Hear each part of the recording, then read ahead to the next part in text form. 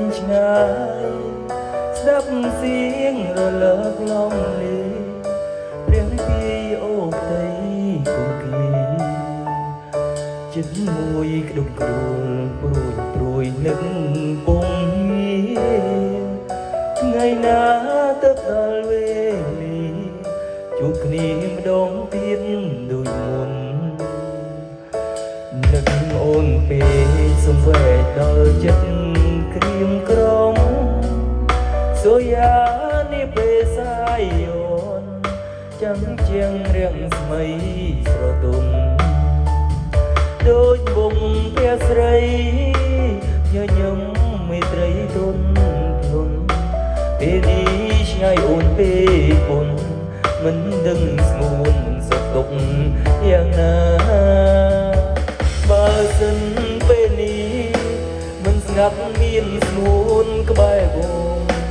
และសំបានសុខបែទូស្កប់ស្កល់លំនឹង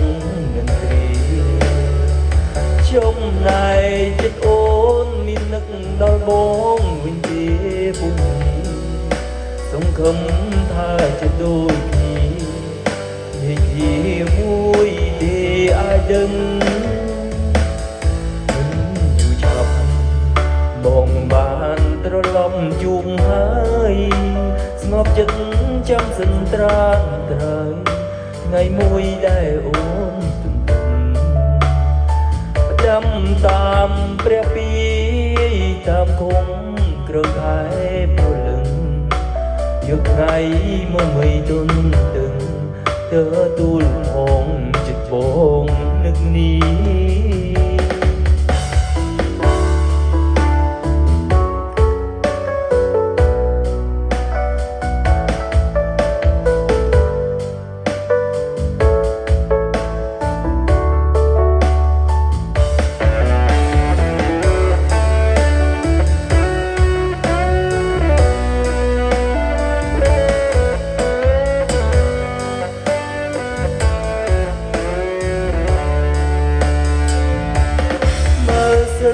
ពេលនេះ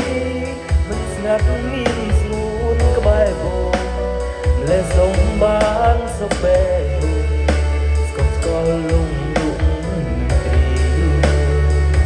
ចំណែកចិត្តអូនមាននឹកដល់បងវិញទេពុំសង្ឃឹមថាจะដូចគ្នាមេឃីមួយទេអាចដឹង